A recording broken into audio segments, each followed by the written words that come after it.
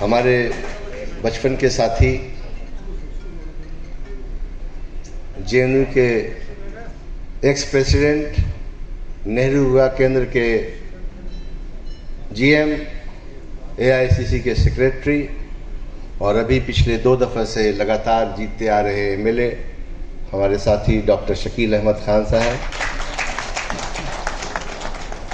मंच पर बैठे बिहार सिटीजन काउंसिल के ex general secretary Syed Shahjahan साहब,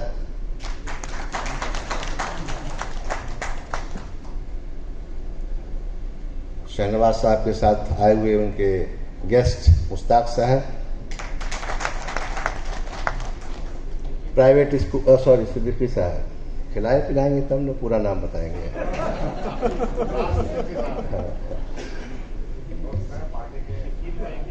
एआई हमारे एसोसिएशन के national vice president Anand Reddy जी,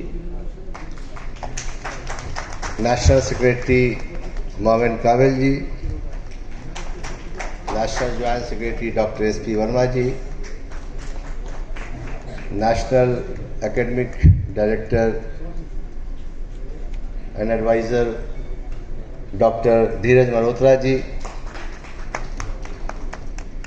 एसोसिएशन के हमारे नेशनल एडवाइज़र उत्तर प्रदेश की अध्यक्षा और एसोसिएशन के हार्ट दिल कहिए डॉक्टर फरजाना जी,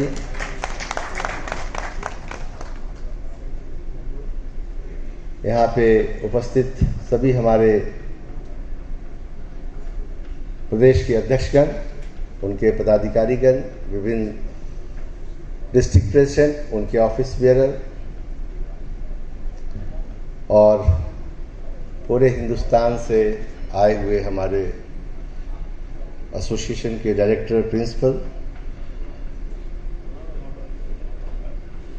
एसोसिएशन को दिन रात मेहनत करके काम करके आप तक सारी चीज़ें को पहुंचाने वाले हमारे एसोसिएशन की हेड ऑफिस की सेक्रेटरी फौजिया जी, मीडिया के हमारे साथी और प्राइड प्लाजा होटल के सभी हमारे मैनेजमेंट और सभी हमारे साथी और हमारे 2 यंग सीए ब्रदर्स जो हमारे छोटे भाई जैसे हैं, कुणाल जी और रजत जी, और उनकी पूरी टीम।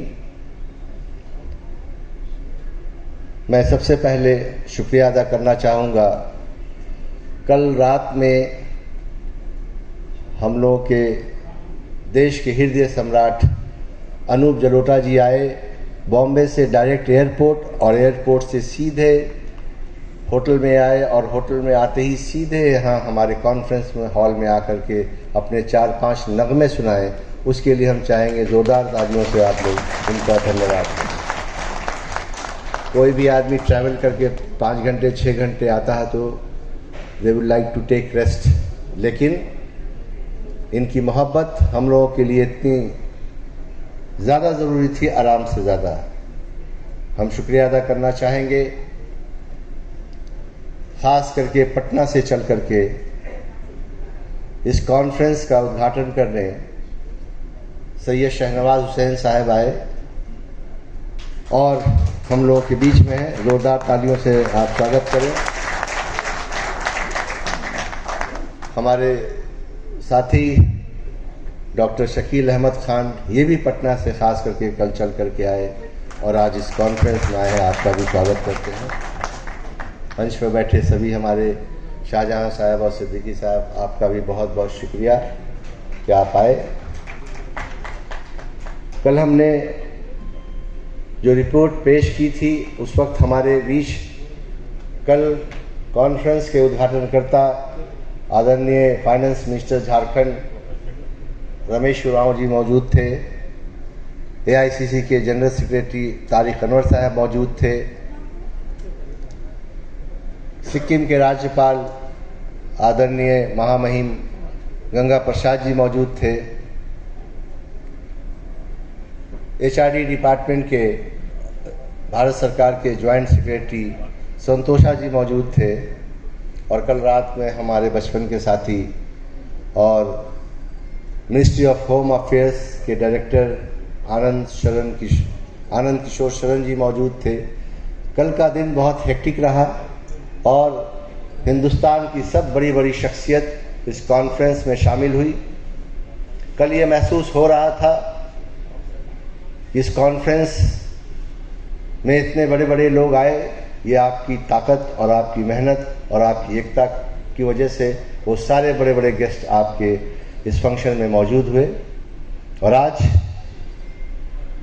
फिर से एक बार गैलेक्सीज ऑफ गेस्ट जो हिंदुस्तान के जाने माने लोग हैं आज यहाँ मौजूद हैं। ये दर्शाता है कि आपने जिसकी शुरुआत 2011 में की, आज 2021 10 साल होने जा रहा है। ये हमारा 10वां वर्षगांठ है, 10th एनिवर्सरी है। और आप समझ सकते हैं कि इस कॉन्फ्रेंस में सब मिला के 9 बड़े बड़े सुपरस्टार हिंदुस्तान के आए। ये दर्शाता है कि आपकी एसोसिएशन की क्या ताकत है, आपकी एसोसिएशन कहाँ तक पहुँची। पिछले 17 महीने में कोरोना को लेकर के जिस तरह से प्राइवेट स्कूलों को परेशानी का सामना करना पड़ा है, आप सभी जानते हैं। मैं चाहूँगा कि यहाँ पे बैठे सैयद शहनवाज हुसैन साहब को मैं मुखातिब करूँगा। सर, मैं आपके लिए मुखातिब कर रहा हूँ कि आप हिंदुस्तान के जाने माने शख्सियत हैं, प्राइम मिनिस्टर से आप बहुत क्लोज हैं। अभी आप यहाँ से जा रहे हैं प्रधान जी से मिलने, HRD मिनिस्टर जो है हमारे एजुकेशन मिनिस्टर, आप उनसे हमारी दुख दर्द जा कर के ज़रूर शेयर करेंगे कि पिछले 17 महीने से हिंदुस्तान के लाखों प्राइवेट स्कूल्स के डायरेक्टर, प्रिंसिपल्स और करोड़ों टीचर को कहीं से ना तो केंद्र सरकार की तरफ से कोई राहत मिली, ना ही किसी देश के विभिन्न राज्य सरकार से राहत मिली, और पेरेंट्स ने फीस नहीं दी, जिसके वजह से हज़ारों हज़ार हमारे टीचर इस दुनिया से कोरोना काल में गुजर गए। पैसे के अभाव में वो इलाज नहीं कर सके। हज़ारों हज़ार स्कूल पूरे हिंदुस्तान में किराया नहीं देने की वजह से अपने मकान मालिक को स्कूल बंद करना पड़ा। हमारे करोड़ों टीचर हिंदुस्तान के बेरोज़गार हो गए। पढ़े लिखे जो BEd, M.Ed, PhD, M.Phil और न जाने सारी डिग्रियां उनके पास होने के बावजूद स्कूल बंद होने की वजह से उनको सब्जी बेचनी पड़ी, दुकानों में जा कर करके सेल्समैनशिप करनी पड़ी, कर्ज पे डूब गए, बीवी का गहना जेवर बेच के अपने घर को चलाया, बैंकों से लोन लिया, सूद पे पैसे लिए, दोस्त रिश्तेदारों से पैसे लिए। उसके बावजूद भी लगातार 17 महीने तक हमने लाखों लेटर पूरे हिंदुस्तान से प्राइम मिनिस्टर तक भेजने की कोशिश की। मुख्यमंत्री को लाखों लेटर हमने पूरे हिंदुस्तान के अपने एसोसिएशन के साथियों की तरफ से भेजने की कोशिश की। हमने लगातार 17 महीने में कोई भी ऐसा दिन नहीं था, मैं किसी दिन नहीं सोया चैन से।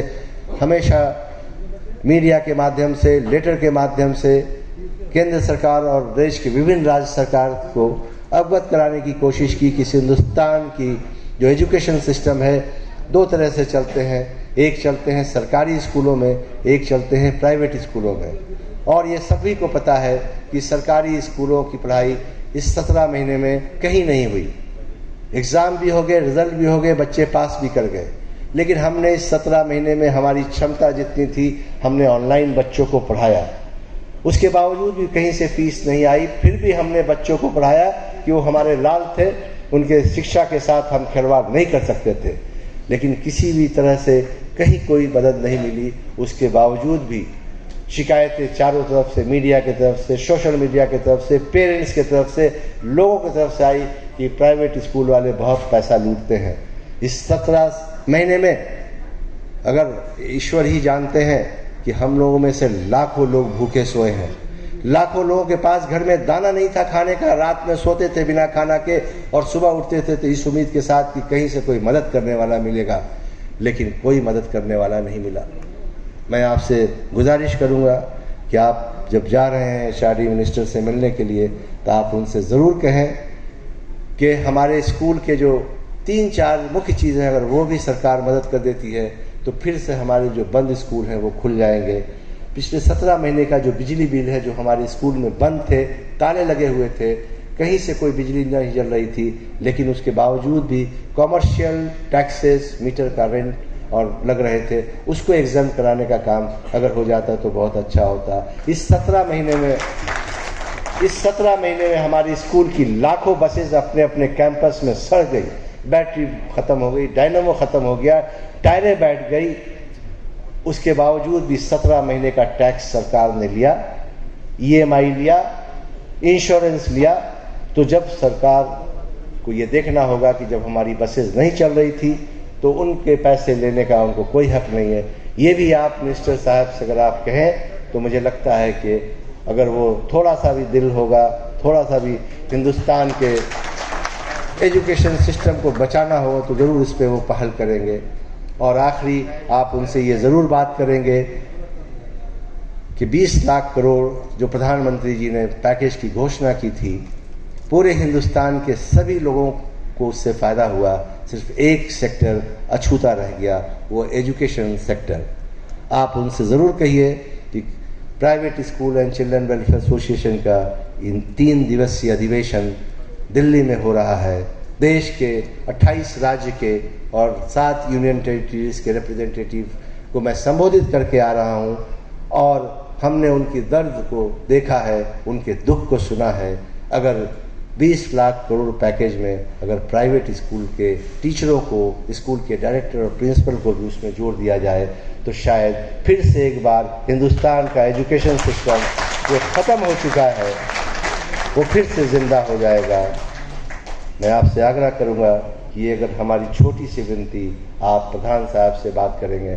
हम जानते हैं कि आप बड़े लीडर हैं, आपकी बात को कोई नहीं उठा सकता है, और ये छोटी सी पहल अगर आप कर देंगे तो हिंदुस्तान के करोड़ों टीचरों की दुआएं आपके साथ रहेगी, हिंदुस्तान के लाखों स्कूल के डायरेक्ट प्रिंसिपल की दुआएं आपके साथ रहेगी, और इंशाल्लाह आप फिर से एक बार उस ऊंचाई तक तो थे, लेकिन करोड़ों लोगों की जब दुआएं लगेगी तो आप और उस ऊंचाई तक जाएंगे जहां हिंदुस्तान ही नहीं बल्कि पूरा वर्ल्ड आपको देखेगा कि आपने एक नेक काम किया है, एक अच्छा काम किया है। मैं आप सभी का शुक्रगुजार हूँ। हिंदुस्तान के कोने कोने से आप आए, इस पैंडेमिक में परेशानियों के बावजूद आपने एक हमारी छोटी सी आवाज़ जो आप तक गई कि हम दिल्ली में आपको बुलाना चाहते हैं, आप आए चल करके इतने दूर से, क्राइसिस में आए जब आपके पास पैसे नहीं हैं, आपके पास खाने के लिए इंतज़ाम नहीं है, आपके टीचरों के पास खाने का इंतज़ाम नहीं है, लेकिन उसके बावजूद भी आप दिल्ली तक आए। हमारी इस आवाज़ में आवाज़ मिला करके हिंदुस्तान के उस सेंट्रल गवर्नमेंट तक पहुंचाने के लिए आपकी जो ताकत मुझे आज मिली है, इसके लिए मैं आप सभी को शुक्रिया अदा करता हूं और उम्मीद करता हूं कि हमारी आवाज़ जो पटना में हमने अभी 18 जुलाई को हमने जो कॉन्फ्रेंस किया था, असेंबली में से हमारे 3-4 लीडर्स आए थे जो काउंसिल के मेंबर थे और लेजिस्लेटिव असेंबली के मेंबर थे, उन लोगों ने भी हाउस में हमारे प्राइवेट स्कूलों से प्रॉब्लम को उठाया था। आज पूरा यकीन है कि आज इस कॉन्फ्रेंस का सबसे सफल और सबसे अच्छा जो कल का रहा, जब गवर्नर साहब ने भी बहुत अच्छी बातें कही और हम लोग अपनी बात कैसे केंद्र सरकार तक पहुंचाएं, उसका उन्होंने जिस तरह से आइडियाज़ दिया, मैं उनका शुक्रिया अदा करता हूं। लेकिन आज साक्षात शहनवाज साहब खुद मौजूद हैं जो हमारी बात वहां तक पहुंचाने के लिए सक्षम है और इंशाअल्लाह आज ज़रूर हमारी बात वहां तक पहुंचाएंगे। इन्हीं बातों के साथ एक बार फिर आए हुए सभी हम अपने मेहमानों का और ख़ास कर करके अनूप जलोटा साहब का शुक्रिया करूंगा, क्योंकि आज भी इस उम्र में, कल की रात में जो इनका हमने जोश देखा, तभी कोई आदमी बहुत बड़ा होता है जब उसके अंदर जोश हो। और 40 साल पुराना गाना जो हमारे पवन शर्मा जो मध्य प्रदेश के अध्यक्ष ने इनसे सामने रखा, तो शायद हम लोग तो 6 महीना, 3 महीना, 2 महीने की बात भूल जाते हैं, लेकिन 40 साल का गाना इन्होंने सुना दिया। यही इनकी बढ़तन है और इनकी ये पहचान है। बहुत बहुत शुक्रिया फिर से एक बार। जय हिंद, जय भारत।